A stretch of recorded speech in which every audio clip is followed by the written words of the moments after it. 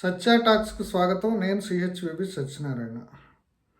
చైనాలోని టియాన్జిన్ నగరంలో జరిగిన షాంఘై కోఆపరేషన్ ఆర్గనైజేషన్ సమావేశం అమెరికా అధ్యక్షుడు ట్రంప్కి గట్టి షాక్ ఇచ్చింది. అంటే ఇప్పుడు చైనా, రష్యా, ఇండియా ఈ మూడు దేశాలు, ఇప్పుడు రష్యా చూస్తేనేమో ఒక పవర్ఫుల్ కంట్రీ, ఒకప్పటి అగ్రరాజ్యము, ఇప్పుడు కూడా టెక్నాలజీలో కానీ, ఆయుధ సంపత్తిలో కానీ, లేదంటే ఆర్థికంగా కానీ అది దాని బలం దానికి ఉంది. అట్లాగే చైనా ఒక అమెరికా తర్వాత ఇప్పుడు పెద్ద ఆర్థిక శక్తిగా, ఒక పెద్ద మిలిటరీ శక్తిగా, అట్లాగే ఒక విశ్వ కర్మాగారం కింద డెవలప్ అయింది. మొత్తంగా కూడా ప్రపంచంలో ఎక్కడైనా సరే, ఇంక్లూడింగ్ అమెరికా, ఈవీ కార్లకు కానీ, లేకపోతే ఇంకొకటి కానీ, ఇప్పుడు రేర్ ఎర్త్ మెటీరియల్స్ కానీ, ఎలక్ట్రో మ్యాగ్నెట్స్ కానీ, ఇట్లాంటి ఏవైనా సరే సప్లై చేయాలంటే అక్కడి నుంచే చేయాలి. అమెరికన్ టెక్నాలజీ కంపెనీస్ యొక్క వాటి టెక్నాలజీని ఉపయోగించుకొని వస్తువులు తయారు చేయడం, ఎలక్ట్రానిక్ పరికరాలన్నీ కూడా చైనా నుంచే జరుగుతున్నాయి. ఇప్పుడు ఇండియాకి వస్తే, ఇండియా అనేది ఒక అతిపెద్ద మార్కెట్. దాదాపుగా 1.4 నుంచి 1.5, అంటే దాదాపుగా 150 కోట్ల మంది జనాభా ఉన్న దేశము. ఇక్కడ ఎవరైనా సరే సరుకులు అమ్ముకోవటానికి కానీ, వాటికి కానీ ఒక పెద్ద మార్కెట్ ఇది. అట్లాగే ఇక్కడి నుంచి ఈ మూడు దేశాలతోటి కూడా ఈ ట్రంప్ తగాదా పెట్టుకున్నారు. ఆయన మెగా అనేది తీసుకుని చివరికి అమెరికాని ఏకాకం చేశాడు. ఆయన అమెరికాని గొప్పదాన్ని చేయటం అట్లుంచి ఏకాకం చేశాడు. జరిగిన పరిణామాలు చూస్తే ఇప్పటి వరకు రష్యా ఏకాకి, రష్యా నుంచి ఆయిల్ ఎవరు కొన్నా సరే వాళ్ళ మీద అదనంగా 25% ఉన్నది, ఇంకో 25%, అంటే అంతకుముందు 13, మొత్తం 63% ఇండియా మీద టారిఫ్లు విధిస్తూ ఆయన నిర్ణయం తీసుకున్నాడు అమెరికా అధ్యక్షుడు. అట్లాగే చైనా మీద కూడా దాదాపుగా 145% టారిఫ్ విధిస్తారని చెప్పేసి వాళ్ళ మీద కూడా ఒత్తిడి తీసుకొచ్చాడు. ఇక రష్యా అయితే, రష్యాకి సంబంధించిన రష్యా మీద ఉక్రెయిన్ యుద్ధాన్ని తీసుకుని ఆసరాగా తీసుకుని వాళ్ళ ఆయిల్ ఎవరు కొనకూడదు ప్రపంచంలో అని చెప్పేసి ఆంక్షలు విధించారు. అయితే మళ్ళీ మార్కెట్లో సౌదీ అరేబియా నుంచి, ఆడ నుంచి, మిడిల్ ఈస్ట్ నుంచి ఆయిల్కి సంబంధించిన ప్రైస్ ఫ్లక్చుయేషన్ ఉంటుందని చెప్పి ఒక దశలో ఇండియాని వాళ్ళు రష్యా నుంచి కొని మిగతా దేశాలకు, యూరోపియన్ యూనియన్కి సప్లై చేయమని చెప్పేసి ఒక సర్దుబాటు అమెరికానే చేసింది. అయితే ఇప్పుడు కొత్తగా అమెరికా రష్యా నుంచి ఆయిల్ కొనొద్దు, ఇప్పుడు మీరు కొంటమంటే ఉక్రెయిన్ యుద్ధానికి మీరు సహాయపడినట్టే, ఉక్రెయిన్ ప్రజల అక్కడ ఉక్రెయిన్లో జరుగుతున్న మారణకాండకి మీరు బాధ్యులైనట్టే, ఇది మోడీ వారు, ఇది రష్యా వారు కాదు, ఇట్లా రకరకాలుగా ఇండియా మీద ఒత్తిడి తీసుకొచ్చే ప్రయత్నం అమెరికా అధ్యక్షుడు చేశాడు. ఇవేమీ ఫలించిపోయేదానికి ఇండియా మీద 50% టారిఫ్ విధించాడు. ఇప్పుడు ఇటువంటి పరిస్థితుల్లో ఇప్పుడు ఈ మూడు దేశాలు, దీంతోపాటు సెంట్రల్ ఏషియాలోని ఇంకొన్ని దేశాలు, ఇవన్నీ కలిసి వాళ్ళ నిన్న 2 రోజుల పాటు సమావేశం అయ్యాయి. ఈ సమావేశంలో వాళ్ళు తీసుకున్న నిర్ణయాలు, లేదంటే వీళ్ళందరూ కలిసికట్టుగా ఏం చేయాలి అంటే వాణిజ్యాన్ని తమ మధ్యలో ఎగుమతులు, దిగుమతులు వాటిని సర్దుబాటు చేసుకోవటం, టారిఫ్లు తగ్గించుకుని, అంటే ఇప్పుడు అమెరికా ఏదైతే ఒత్తిడి తీసుకొచ్చిందో వీళ్ళందరూ కూడా అమెరికా బాధితులే. వీళ్ళందరూ కలిసి ఏం చేయాలి, ఒక వ్యూహాన్ని రూపొందించుకున్నారు.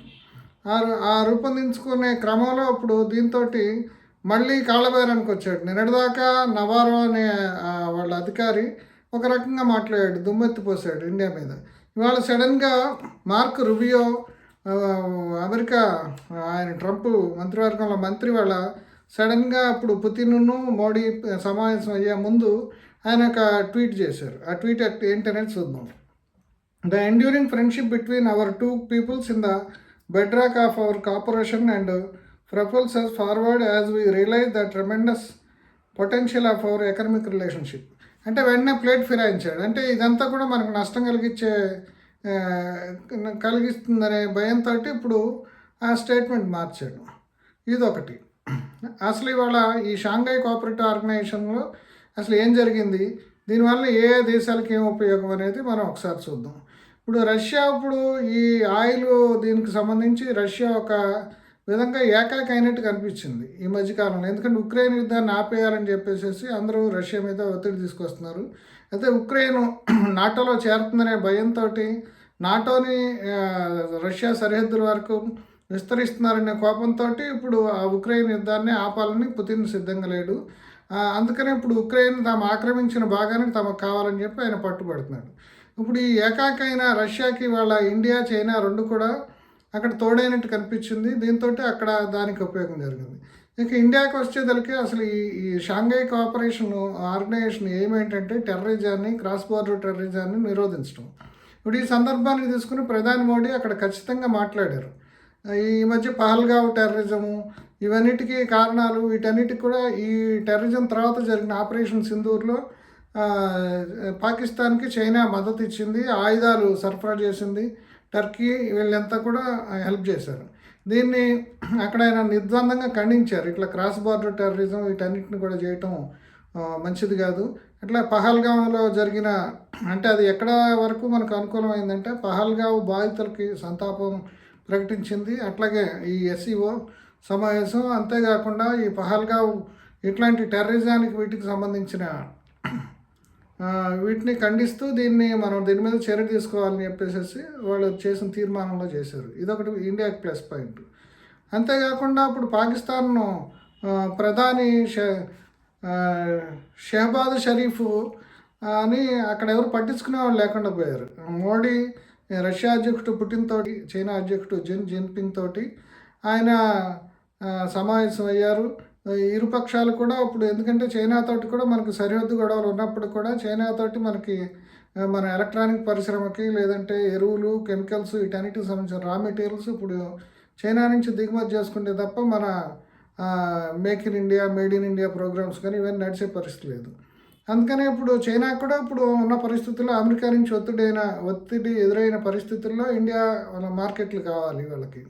అందుకని పరస్పర ప్రయోజనాలను దృష్టిలో పెట్టుకుని వీళ్ళంతా కూడా ఇప్పుడు అట్లాగే మనకి రష్యా నుంచి ఆయుధాలు, ఇప్పుడు అమెరికా మనకు ఇతర లేని సందర్భంలో రష్యా నుంచి ఆయుధాలు కానీ లేకపోతే ఇతర మద్దతు కానీ కావాలి. అట్లాగే రష్యా కూడా మన ఎగుమతులు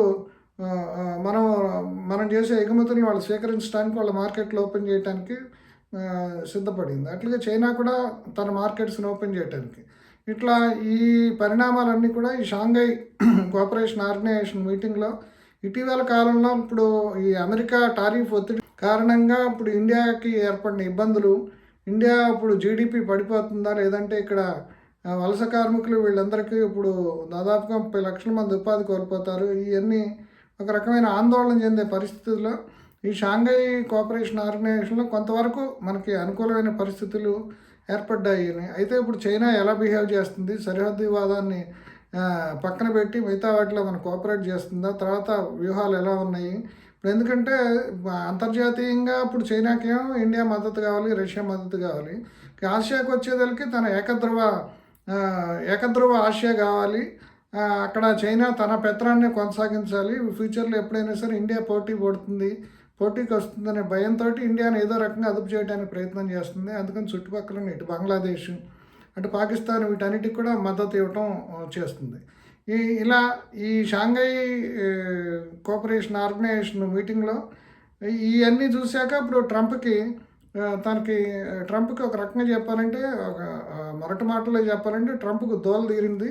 ఇప్పుడు మళ్ళీ ఆయన కాళ్ళబేరానికి వచ్చే పరిస్థితి ఏర్పడుతుంది. ఎందుకంటే ఇప్పుడు ఇవన్నీ ఇంత పెద్ద మార్కెట్స్ కానీ ఇంత భౌగోళికంగా అంటే ఇవాళ ఈ షాంఘై కోఆపరేషన్ ఆర్గనైజేషన్లో ఇవాళ పార్టిసిపేట్ చేసిన దేశాలన్నిటి ప్రత్యేకత చూద్దాం. ప్రపంచ ఏరియాలో భౌగోళిక విస్తీర్ణంలో 24%, అట్లా యూరేషియా విస్తీర్ణంలో 65%, అట్లాగే ప్రపంచ జనాభాలో 42%. అంటే ప్రపంచ జనాభాలో 42% ఇప్పుడు ట్రంప్ని వ్యతిరేకిస్తున్నట్టు వాళ్ళు తేలింది. ఇది ఒక డిమాన్స్ట్రేషన్ అయింది. దీనివల్ల ఇప్పుడు ట్రంప్ లొంగొచ్చాడని అనుకోవాలి.